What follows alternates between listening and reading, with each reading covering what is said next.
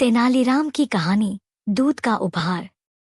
Friends, इस video में हम तेनालीराम और दूध का उपहार कहानी शेयर कर रहे हैं।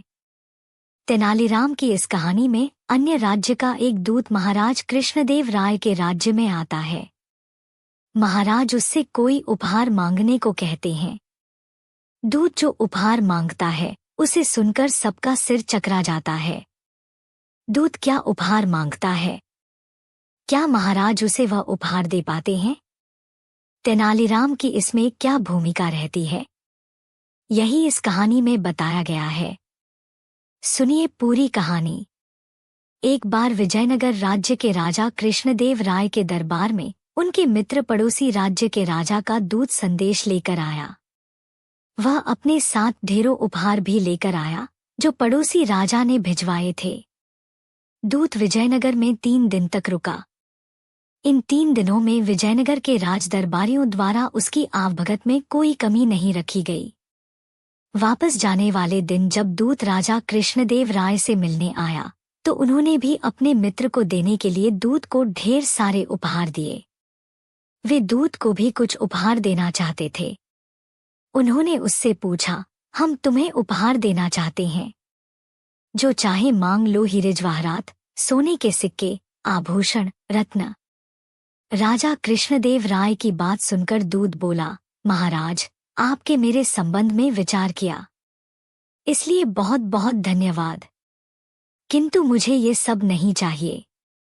यदि आप मुझे उपहार देना ही चाहते हैं तो कुछ ऐसा दीजिए जो सुख दुख में जीवन भर मेरे साथ रहे, जिसे कोई भी मुझसे छीन न पाए।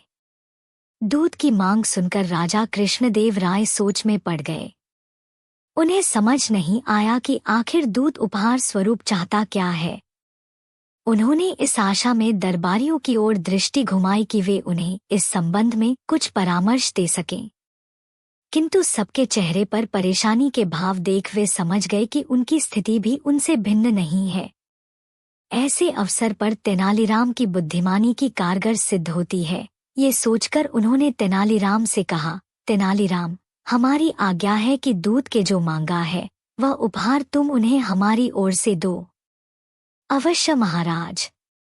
जब आज दोपहर जब दूत यहाँ से अपने देश के लिए प्रस्थान करेंगे तो वह उपहार उनके साथ होगा, तेनालीराम ने उत्तर दिया। दूत के विदा लेने का समय आया। उसके रथ में राजा के लिए दिए गए सारे उपहार रखवा दिए गए। विदा लेने की घड़ी में दूत राजा कृष्णदेव राय से बोला, अच्छा महाराज, मुझे आज्ञा दीजिए। आपके आतिथ्य के लिए बहुत बहुत धन्यवाद, किंतु दुख इस बात का है कि मेरा उपहार मुझे प्राप्त न हो सका। दूत की बात सुनकर राजा कृष्णदेव राय ने तेनालीराम की ओर देखा तो तेनालीराम मुस्कुराते हुए बोला, महाराज, इनका उपहार तो इनके साथ ही है। राजा कृष्णदेव राय, दूत सहित वहां उपस्थित सभी दरबारी आश्चर्य में पड़ गए तो तेनालीराम दूत से बोला, महाशय, आप पीछे पलटकर देखिए, आपका पुरस्कार आपके साथ है।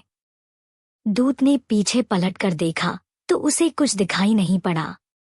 वह बोला, मुझे तो कोई उपहार दिखाई नहीं पड़ रहा, कहाँ है मेरा उपहार?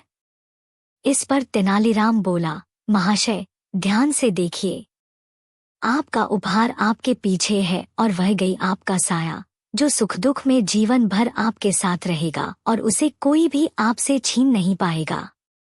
यह सुनना था कि राजा कृष्णदेव राय हंस पड़े। दूत भी मुस्कुरा उठा और बोला, महाराज, मैंने तेनालीराम की बुद्धिमानी की बहुत चर्चा सुनी थी, मैं वही आजमाना चाहता था। वाकई तेनालीराम की चतुराई प्रशंसा योग्य है। इसके बाद दूत विदा लेकर वहां से चला गया। राजा कृष्णदेव राय ने तेनालीराम की पीठ थपथपाकर उसकी बुद्धिमानी की दाद दी। फ्रेंड्स, आपको कहानी तेनालीरामा की कैसी लगी?